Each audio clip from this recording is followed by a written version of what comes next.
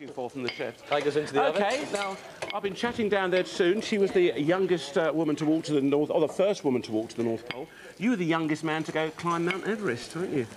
And get to the top successfully. Yeah, that's right. It's good to be home, though. Yeah. Oh, don't worry about that. How old were you at the time then, Bear?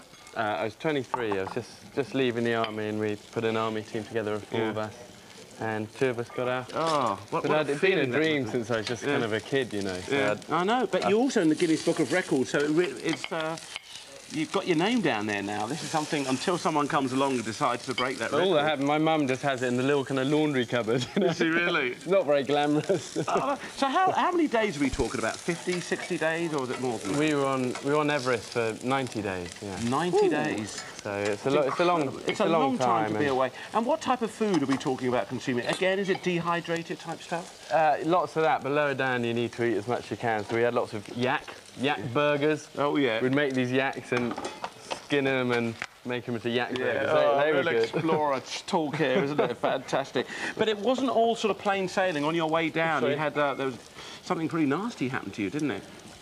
Yeah, I fell in a 1,000-foot crevasse and had the ground give way under me, and I had Mick on the other end of the rope who saved my life, my best mate. So. Well, I'm sure you're going to be your best mate. Can you imagine 1,000 feet, cracked ice, and you're just falling down, cascading down. It must have been. But I'm very wet now. I sit around in hot, fluffy baths with ducks, and eat nice food, and Absolutely. yeah. So I'm a bit more nervous of the big mountains now. But, yeah.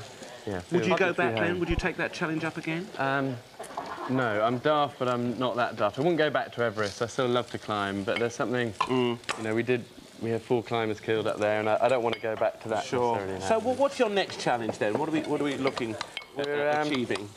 We're going across with Mick, the guy I climb with. We're crossing in a little inflatable boat across the North Atlantic next summer for the Prince's Trust. So fantastic. That's a wonderful trust. I've got to get it past my wife first of all. Yeah. She doesn't know yet. Oh, now you've just told her live on television with 4 million people. I tell you. Now, you're right. She's a star. Yeah, well, I'm sure she is. Being married to a man, going off and doing adventurous things. Now, tell us.